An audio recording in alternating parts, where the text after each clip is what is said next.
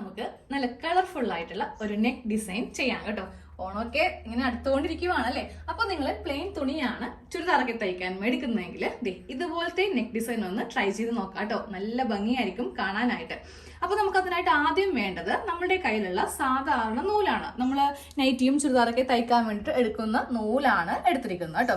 എടുക്കുമ്പോൾ ഉണ്ടല്ലോ ഏതാണ്ട് ഒരേ കളർ നോക്കി ഒന്ന് സെലക്ട് ചെയ്യുക. അപ്പൊ ഞാനിപ്പോ ഇവിടെ 5 നൂല് എടുത്തിട്ടുണ്ട്.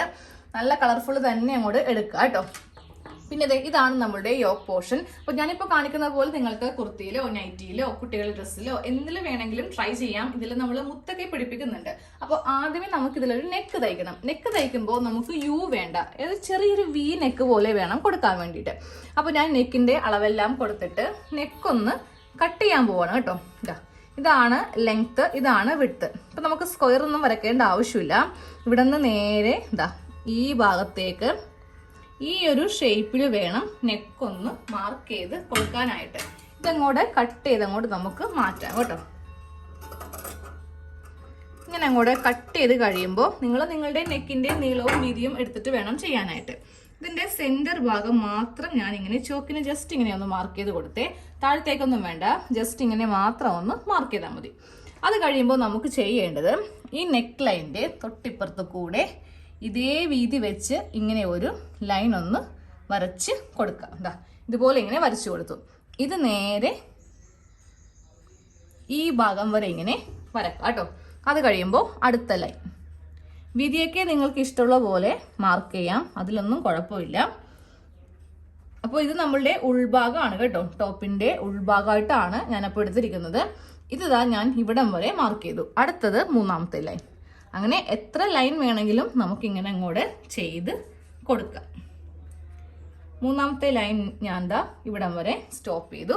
ഇനി അടുത്തത് ടോട്ടലായിട്ട് 4 എണ്ണം ഇപ്പോൾ കൊടുക്കുന്നുണ്ട്. നമുക്ക് 5 എണ്ണം കിട്ടുമെങ്കിൽ അങ്ങനെ വെച്ച് വേണമെങ്കിലും ചെയ്യാം. ഇത് ഞാൻ ഇവിടം വരെ ഇങ്ങനെ സ്റ്റോപ്പ് ചെയ്തു. നമുക്ക് വേണമെങ്കിൽ ഇത് വേണമെങ്കിൽ നീട്ടി എടുക്കാം, അത് നിങ്ങളുടെ ഇഷ്ടത്തിന്. ഞാനപ്പോൾ ഇതുപോലത്തെ ഒരു സ്ലാൻഡിങ് ലൈൻ ആയിട്ടാണ് ഈ ഡിസൈൻ ചെയ്യാൻ പോകുന്നത്. ഇനി അടുത്തത് ഈ ലൈൻ ഇങ്ങനെയും ഒന്ന് കൊടുക്കാം. ജസ്റ്റ് 2 എണ്ണം മാത്രം ഇപ്പുറേക്ക് മതി, അല്ലെങ്കിൽ ഇവിടെ ഒന്നും ഉണ്ടാവില്ലല്ലോ. നെക്ക് ഫുള്ളായിട്ട് ഇങ്ങനെ ഒന്ന് വരച്ച് കഴിഞ്ഞിട്ടുണ്ട്. ഇതങ്ങോട്ട് മാറ്റി വെക്കാം. ഇനി നമുക്ക് വേണ്ടത് സാധാരണ ത്രെഡും പിന്നെ ഒരു ബോബിനും ആണ് കേട്ടോ. ഇനി ഈ നൂലെല്ലാം നമുക്കൊന്ന് കുറച്ചിങ്ങനെ ഒന്ന് എടുത്ത് വെക്കാം. എല്ലാ നൂലിൽ നിന്നും, ഈ 5 നൂലിൽ നിന്നും ഇങ്ങനെ അങ്ങോട്ട് എടുത്ത് വെക്കാം കേട്ടോ.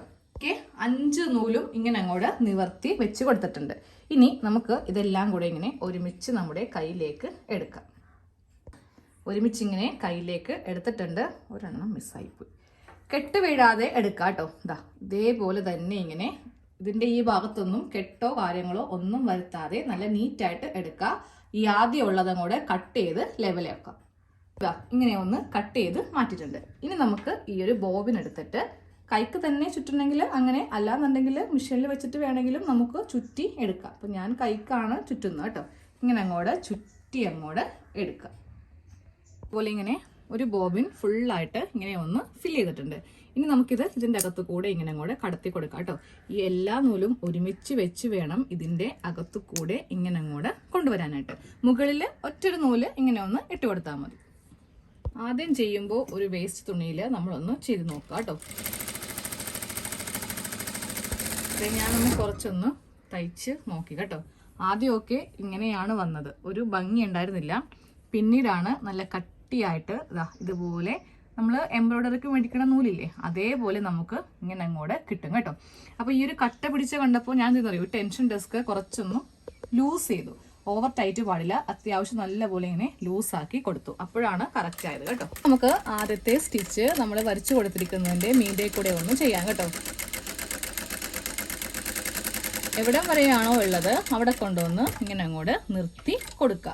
വേണമെങ്കിൽ ഒന്ന് കെട്ടിട്ട് കൊടുക്കാം, ഇല്ലെങ്കിൽ ആ നൂല് ചിലപ്പോൾ അഴിഞ്ഞു പോകാൻ ചാൻസ് ഉണ്ട്. അതെ, ഫസ്റ്റ് സ്റ്റിച്ച് കഴിഞ്ഞിട്ടുണ്ട്. നമ്മുടെ നെക്കിൽ കൊടുത്തിരിക്കുന്ന ആദ്യത്തെ സ്റ്റിച്ചാണ് ഈ കാണുന്നത് കേട്ടോ.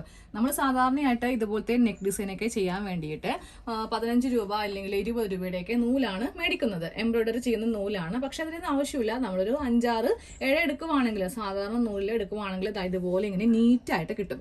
ഇനി ഓരോ ലെയർ ഇങ്ങനെ ഒന്ന് ചെയ്തിട്ട് കാണിച്ചു തരാം. അപ്പൊ നമ്മുടെ നെക്ക് ഡിസൈൻ ഫുള്ളായിട്ട് കഴിഞ്ഞിട്ടുണ്ട് കേട്ടോ. സാധാരണ നൂല് വെച്ചിട്ടാണ് ഇതുപോലെ ചെയ്തെടുത്തത്. പിന്നെ ഞാൻ ഇതിന്റെ ഇടയിലെ കുറച്ച് മുത്തൊക്കെ ഒന്ന് ഒട്ടിച്ചു കൊടുത്തു. നല്ല പശ വെച്ച് ഒട്ടിക്കുവാണെങ്കിൽ എങ്ങനെയൊക്കെ നമ്മളിത് വലിച്ചാലും പോരത്തില്ല കേട്ടോ. അപ്പൊ ഇതുപോലെ ഒന്ന് ചെയ്തൊക്കെ എടുക്കുക. പ്രത്യേകിച്ച് ഇതുപോലത്തെ പ്ലെയിൻ തുണിയാണെങ്കിലാണ് നമുക്ക് നല്ല ഭംഗി കാണുവാൻ വേണ്ടിയിട്ട് വരുന്നത്. അപ്പൊ ഞാൻ ഇതിന്റെ താഴെ നെക്കെല്ലാം ചെയ്ത് കൊടുത്തിട്ടുണ്ട്. ഇതാ നെക്ക് ലൈനൊക്കെ ഒന്ന് റെഡിയാക്കി എടുത്തിട്ടുണ്ട് കേട്ടോ. ഇതേപോലെ സ്ലീവിന്റെ താഴെ ഭാഗത്തോ ഒക്കെ ചെയ്യാം. ഉൾഭാഗമാണെങ്കിലും നല്ല നീറ്റായിട്ട് ഇങ്ങനെ അങ്ങോട്ട് ഇരിക്കും. ഓക്കെ.